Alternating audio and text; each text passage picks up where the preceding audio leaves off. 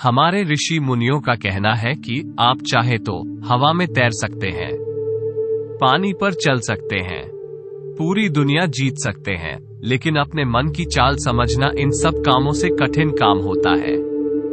आपने कभी ख्याल किया होगा कि आप जो काम करना चाहते हैं, आपका मन उसे उल्टा काम करता है। उदाहरण के लिए, अगर आप सिगरेट पीना छोड़ना चाहते हैं, आप खुद से दृढ़ निश्चय भी लेते हैं, लेकिन कुछ ही समय बाद आपका मन आपको खींचकर वापस उसी सिगरेट के पास लाकर खड़ा कर देता है। और यह बात सिर्फ सिगरेट पर लागू नहीं होती। हमारे जीवन में, हम सबके जीवन में बहुत सारे ऐसे काम होते हैं, ऐसी आदतें होती हैं जिन्हें हम छोड़ना चाहते हैं, लेकिन हम शक्कर भी उन आदतों को छोड़ नहीं पाते हैं। लेकिन अगर हम प्रयास करके अपने मां के दृष्टा बन जाते हैं, उसके साक्षी बन जाते हैं, तो हम अपने मन की चाल को पकड़ सकते हैं। और अगर एक बार हमें अपने मन की चाल पकड़ में आ जाए, तो फिर हम कोई भी आदत छोड़ सकते हैं, या फिर इसके उलट कोई भी आदत अपना सकते हैं, जैसे कि ब्रह्म मुहूर्त में उठने की, या फिर कोई भी ऐसा काम जिसे करने में हमें आलस्य आता है, क्योंकि हमारी आदतों के पीछे मूलभूत बिंदु हमारा मन ही होता है, और हम उसे ही नजरअंदाज करके चलते रहते हैं, और बाद में पछताने के सिवाय हमारे पास कोई चारा नहीं बचता। आज की जो बौद्ध कहानी मैं आपको सुनाने जा रहा हूं, उसमें आपको कुछ ऐसे तरीके पता चलेंगे जिससे कि आप अपने मन की चाल को भली भांति पकड़ सकते हैं, उसकी जान सकते हैं, उसका निरीक्षण कर सकते हैं, और उसके बाद अपनी आदतों में बदलाव कर सकते हैं। एक बार एक वाचाल शिष्य एक गुरु के आश्रम में शिक्षा ग्रहण करने के लिए आया हुआ था। वो शिष्य अपने गुरु की बात कम सुनता था, लेकिन अपनी बात बताने में वो बहुत उत्सुक रहता था। एक दिन गुरु ज्ञान पर चर्चा कर रहे थे। ध्यान किस प्रकार किया जाता है और ज्ञान का क्या महत्व होता है, इसी पर चर्चा चल रही थी। आश्रम के सभी शिष्य मौन होकर अपने गुरु की बातों को सुन रहे थे। गुरु उनको समझा रहे थे कि आप किसी भी प्रकार का ध्यान करते हो, लेकिन ध्यान की गहराइयों में जाने के लिए आपको अपने मां के अंदर प्रेम जागृत करना होगा। ध्यान करते समय आपको निरंतर अपने मां का निरीक्षण करना होगा कि आपका मन के अंदर किस प्रकार के विचार आते हैं। गुरु अपनी बात पूरी कर पाते, इससे पहले ही वो वाचाल शिष्य बीच में ही बोल पड़ा। उसने कहा, गुरुजी, मैं बहुत दिनों से अपने मां का निरीक्षण कर रहा हूं। मैं हर आने जाने वाले विचार को बड़ी गहराई से देखता हूं, समझता हूं, लेकिन उसके बावजूद मेरे मन की आदतों में कुछ बदलाव नहीं आ रहा है। मैं अक्सर सुबह देरी से उठता हूं, और रोज रात को मैं यही सोचकर सोता हूं कि मैं सुबह जल्दी उठूंगा, जल्दी उठकर ध्यान करूंगा, अपने मां का निरीक्षण करूंगा, लेकिन मैं ये कर नहीं पाता हूं। मैं अपने साथी शिष्यों से भी इस बारे में चर्चा की, लेकिन उनके पास भी इसका कोई जवाब नहीं है। इस आश्रम में कोई एक दूसरे से बात ही नहीं करना चाहता। सब लोग चुपचाप रहती हैं, कोई चर्चा नहीं होती। ऐसे हम अपने मन को कैसे समझ पाएंगे, उसका निरीक्षण कैसे कर पाएंगे? जब तक हम अपने मां के विचारों का, अपने मन की आदतों का एक दूसरे के सामने जिक्र नहीं करेंगे, उसकी चर्चा नहीं करेंगे, उसे पर बहस नहीं करेंगे, तब तक हम चुप रहकर अपने मन को कैसे समझ पाएंगे? कृपया करके इन सभी शिष्यों को समझने की कृपा करें कि कम से कम एक दूसरे से अपने मन की बात सजा तो करें। उनके मन में क्या विचार चलते हैं, ध्यान में उनके अंदर क्या बदलाव आता है, वो क्या महसूस करते हैं। ध्यान करते वक्त कम से कम आश्रम में उन बातों की तो चर्चा होनी चाहिए। गुरु ने उसे स्वल शिष्य से पूछा कि तुम दूसरों के मन की बात क्यों जानना चाहते हो, उससे तुम्हारा क्या फायदा होगा? क्या तुम्हें आत्मनिरीक्षण करने के लिए दूसरे के मां के विचार जानना जरूरी है? उनके मन में क्या चलता है, इससे तुम्हारा क्या फायदा होगा? क्या तुम मुझे इस बात का उत्तर दे सकते हो? वाचाल शिष्य ने अपने गुरु से इस प्रकार के उत्तर की अपेक्षा नहीं की थी। उसने सोचा कि बात तो गुरुजी ठीक कह रहे हैं, इससे मेरा क्या फायदा होगा? अगर मैं दूसरे के मन की बात जान भी लूंगा, या फिर दूसरों के सामने अपने मन की बात बता भी दूंगा, तो उससे मेरा क्या फायदा होगा? क्या मैं अपने मन को समझ पाऊंगा? वो वाचाल शिष्य अपने ही द्वारा किए गए प्रश्न में उलझा चुका था। उसके पास इसका कोई उत्तर नहीं था, लेकिन फिर भी उसने दूसरे शिष्यों के सामने अपनी बात को ऊंचा दिखाने के लिए गुरुजी से कहा कि गुरुजी, अगर हमें ये पता चल जाएगा कि दूसरे के मन में क्या विचार चलते हैं और उन विचारों का वो ध्यान में जाकर किस प्रकार निरीक्षण करते हैं, तो इससे तो हमें भी ध्यान लगाने में आसानी रहेगी। हम भी अपने ध्यान में इस प्रकार अपने विचारों का निरीक्षण कर पाएंगे, अपने मन को समझ पाएंगे। क्या आपको नहीं लगता कि गहरा ध्यान लगाने के लिए किन बातों का ध्यान रखा जाए, किस प्रकार अपने मां का निरीक्षण किया जाए? इस बात की चर्चा करने से दूसरे शिष्यों का भी भला हो सकता है। गुरुजी ने उससे पूछा कि मां को कुछ शिष्य गहरा ध्यान लगा पता है, और अगर वो तुम्हें अपनी मनोदशा बात भी देगी, किस प्रकार वो अपने मां का निरीक्षण करता है, अपने विचारों का निरीक्षण करता है, तो तुम्हें क्या लगता है कि ये जानकर तुम भी गहरे ध्यान में उतर पाओगे? अगर तुम ऐसा सोच रहे हो तो मैं तुम्हें एक बात बता दूं कि तुम अपने ही मन के बने हुए जल में खुद फंस जाओगे। अगर तुम्हें कोई ऐसी प्रक्रिया पता चल गई कि गहरे ध्यान में किस प्रकार प्रवेश किया जाता है, तो तुम्हारा मन इस प्रक्रिया का अनुसरण करने की कोशिश करेगा। तुम वर्तमान में उपस्थित होकर अपनी मनोदशा नहीं समझ पाओगे, बल्कि तुम्हारा मन तो उसे प्रक्रिया के विचारों में उलझा रहेगा। तुमने अपने मन को एक काम दे दिया करने के लिए, और तुम्हारा मन उसी काम को करता रहेगा। तुम भी उसे काम में सम्मिलित हो जाओगे, तो तुम अपने मां का निरीक्षण किस प्रकार कर पाओगे, क्योंकि तुम तो खुद अपने मां के साथ सम्मिलित हो गए। तुम तो खुद अपने मां के साथ एक हो गए। गुरुजी ने बताया कि तुम अपने मन को तभी समझ सकते हो जब तुम अपने मन से अलग हटकर अपने मन को देख पाओ, अपने मन की चाल को दूर से खड़े होकर समझ पाओ। जी भी विषय को या जिस भी चीज को तुम्हें समझना हो, तुम्हें उसे अलग होकर देखना होगा। अगर तुम उसके साथ एक हो गए तो तुम उसको कभी नहीं समझ पाओगे, तुम उसके साथ सम्मिलित हो जाओगे। जिस प्रकार तुम अपने विचारों को समझने की कोशिश करते हो, लेकिन विचारों को समझते समझते तुम अपने ही विचारों में खो जाते हो, कभी अनुभव किया है? तुमने शिष्य ने हाँ में कर हिलाते हुए कहा कि गुरुजी, जब भी मैं अपने विचारों का निरीक्षण करने लगता हूं तो ऐसा ही होता है, मैं अपनी ही विचारों में खो जाता हूं। कुछ समय बाद मुझे ध्यान में आता है कि मैं अपने विचारों का निरीक्षण कर रहा था, तो उसके बाद में फिर से अपने विचारों का दृष्ट बन जाता हूं, उनका साक्षी बनने की कोशिश करने लगता हूं। लेकिन कुछ समय बाद मैं फिर से अपने विचारों के साथ एक हो जाता हूं। गुरुजी ने सभी शिष्यों को समझाते हुए कहा कि जिस प्रकार एक गुस्से से भरा हुआ आदमी कभी भी अपने गुस्से का निरीक्षण नहीं कर पाता, क्योंकि वो खुद अपने गुस्से के साथ एक हो जाता है।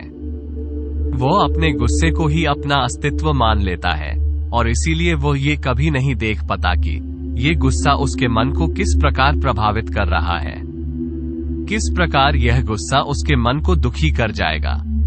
वो कभी नहीं देख पाएगा, क्योंकि उसके पास वो कल नहीं है कि वो अपने गुस्से को अपने से अलग करके देख पाए। इसी चीज के लिए सारे अभ्यास बने हुए हैं, ताकि तुम सिर्फ एक तृष्णा, एक साक्षी बनाकर सभी चीजों को उसके परिपूर्ण, उसके असली स्वरूप में देख पाओ। और जब तुम सभी चीजों का, सभी विचारों का असली स्वरूप देख लेते हो, तब तुम्हें उसकी नित्यता पता चलती है। तब तुम्हें पता चलता है कि ये सब आने जाने वाली चीज है, लेकिन चेतन कॉन्शियसनेस वो हमेशा इंसान के साथ रहती है। वो दृष्ट, वो साक्षी जो उसको देख रहा है, वो हमेशा जीवित रहता है। वो कभी नहीं मारता, वो नित्य है, और वही चेतन होती है। चेतना किसी भी चीज से कभी भी बंधी हुई नहीं होती। तुम्हारा होश है दूसरी चीजों को उनके स्वरूप में देख पाने की कला तुम्हें तुम्हारी चेतना से ही मिलती है। जितनी प्रगाढ़ तुम्हारी चेतन होगी, उतनी ही अच्छे तरीके से तुम चीजों से अलग हटकर उनको देख पाने में सक्षम हो पाओगे। इसलिए अपनी चेतना को ऊपर उठाने का काम करो, ताकि तुम अपनी चेतना से किसी भी चीज का असली स्वरूप देखने में सक्षम हो पाओ। शिष्य ने पूछा कि गुरुदेव, आपकी बातें कुछ कच तो समझ में आ रही हैं, लेकिन एक बात समझ में नहीं आई कि अपनी चेतना को ऊपर उठने के लिए, अपने आप को ज्यादा होश में रखने के लिए हमें क्या करना होगा। इस पर चर्चा करते हुए गुरु ने बताया कि तुम मौन होकर, चुप होकर सिर्फ अपने विचारों को, अपने मन की प्रक्रियाओं को, अपने अनुभवों को देखना शुरू करो। तुम्हारे अनुभव आते हैं, तुम्हारे अनुभव चले जाते हैं। वो अनित्य है, वो हमेशा हमारे साथ नहीं रहने वाले, लेकिन हमारा मन उन्हें अनुभवों को पकड़ने की कोशिश करता रहता है। जब तुम्हें कोई अच्छा अनुभव होता है तो तुम्हारा मन चाहता है कि तुम्हें बार बार वही अनुभव हो, और इस अनुभव को लेने के चक्कर में तुम्हारा मन तुम्हें फंसता चला जाता है। तुम्हारी चेतन तुम्हारे मन के अधीन हो जाती है, वही होता है। एक सिगरेट पीने वाले के साथ वही होता है, एक शराब पीने वाले के साथ और वही होता है। हर बुरी आदत अपने वाली के साथ की उसकी चेतना उसके मन की गुलाम हो जाती है। अगर तुम अपनी चेतना को अपने मन से आजाद करना चाहते हो तो सबसे पहले मौन रहना सीखो, चुप रहना सीखो। तुम्हारे ज्यादा बोलने की आदत, दूसरों से उनके अनुभव सुनने की आदत तुम्हारे मन को और ज्यादा भर देगी। लेकिन अपनी चेतना को आजाद करने के लिए तुम्हें अपने मन को खाली करना सीखना होगा। जब तुम अपने मन को खाली करोगे तब तुम्हें अपनी चेतना का असली स्वरूप दिखाई देगा। तब तुम्हें पता चलेगा कि मौन रहकर, चुप रहकर अपनी चेतना को कैसे ऊपर उठाया जाए, कैसे हमेशा चैतन्य रहा जाए। चैतन्य रहना ही हमारा असली स्वरूप होता है, लेकिन हम उसे भूल चुके हैं अपने मां के अधीन होकर। इसीलिए अपनी चेतना को अपने मन से छुटकारा दिलाना होगा। इसके लिए तुम चुप रहकर अपने मां के विचारों को देखना शुरू करो, उसके अनुभवों को महसूस करना शुरू करो। जब तुम अपने मां के साक्षी हो जाते हो, अपने मां के दृष्ट हो जाते हो, उसे देखने वाले हो जाते हो, तब तुम्हें पता चलता है कि तुम्हारे मन में एक विचार जाता है तो दूसरा आ जाता है, दूसरा जाता है तो तीसरा आ जाता है। और इस प्रकार जिस तरह सड़क पर भीड़ चल रही होती है, लोगों का हम चल रहा होता है, एक आदमी जाता है तो दूसरा आता है, दूसरा जाता है तो तीसरा आता है। उसी प्रकार हमारे मन की भूमि में अनेक विचार आते और जाते रहते हैं, लेकिन धीरे धीरे हम उनसे जुड़ने नहीं हैं, उनके साथ बहाने नहीं लग जाते, उनके साथ को नहीं जाते, बल्कि उनको साक्षी होकर बस देखते रहते हैं। और देखते धीरे धीरे उसे सभी विचार विलीन होने लगते हैं, और उसके बाद हमारे मन की भूमि पूरी तरह से खाली हो जाती है। और अब हमें पहली बार अपने चैतन्य होने का पता चलता है। हमें पता चलता है कि हमारी चेतना ही हमारा असली आनंद है, वही हमारा स्वरूप है, और उसके लिए अपने मन की भूमि से खरपतवार हटानी जरूरी होती है। उसके लिए मेहनत नहीं करनी, बस उन विचारों को देखते रहना है। एक विचार जाता है तो दूसरा आता है, दूसरा जाता है तो तीसरा आता है। बस देखते रहो, साक्षी बने रहो, दृष्ट बने रहो, और देखते वो विचार विलीन हो जाते हैं।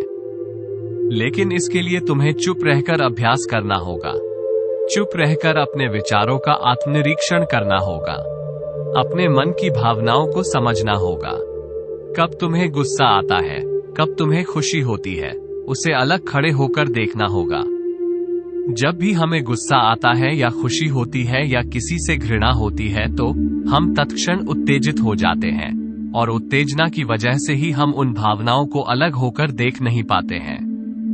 लेकिन अगर हम उत्तेजित ना हो, शांत रहें, शिथिल रहे, तो हम अपने मन की भावनाओं को समझ सकते हैं, उनको जान सकते हैं। और जब हम अपने मन की भावनाओं को जानने लगते हैं तब हमें पता चलता है कि कोई भी भाव हमेशा नहीं रहता। एक भाव जाता है तो दूसरा चला आता है। खुशी हमेशा नहीं रहती, दुख हमेशा नहीं रहता, गुस्सा हमेशा नहीं आता, किरण हमेशा नहीं होती। जब इन बातों को हम समझने लगते हैं तो ये सारे भाव हमारे अंदर से विलीन होने लगते हैं, और सिर्फ एक प्रेम, एक आनंद हमारे अंदर बच जाता है। उसे ही हम परमानंद कहते हैं, और वही हमारा असली स्वरूप होता है। इसीलिए अपने मन की चाल में तुम खुद मत फंस जाना। अपने मन की चाल को दूर खड़े होकर बस देखते रहना, और देखते दे वो चला तुम्हारा मन पूरी तरह से विलीन हो जाएगा। और जब कोई मन नहीं बचेगा तभी हम हर चीज में अपना मन लगा सकते हैं, हर काम को पूरे ध्यान पूर्वक कर सकते हैं। असल में मां का विलीन होना ही ध्यान में प्रवेश होता है।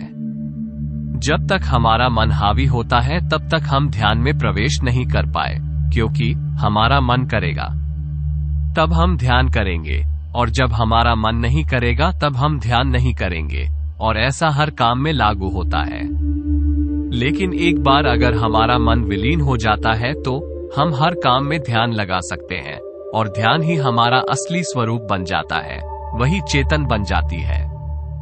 इस ज्ञान भरी चर्चा को सुनकर सभी शिष्य प्रसन्न हो गए, लेकिन गुरु ने उन्हें चेतावनी देते हुए कहा कि तुम प्रसन्न हो रहे हो, ये भी तुम्हारे मन की एक भावना है।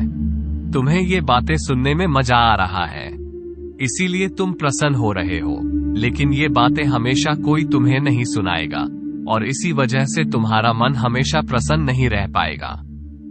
अगर तुम्हें असली आनंद की खोज करनी है, ऐसी प्रसन्नता हासिल करनी है जो कभी विलीन ना हो, तो तुम शांत होकर, मौन होकर, भावना रहित होकर अपने विचारों और अपनी भावनाओं को देखना शुरू करो। उसके बाद तुम्हें खुद ही महसूस होगा कि चेतना जो होती है वो शाश्वत होती है, वो कभी नहीं मरती, और बाकी सभी चीज अनित्य है। वो खत्म हो जाएंगे, वो मर जाएंगे, वो पीछे छूट जाएंगे।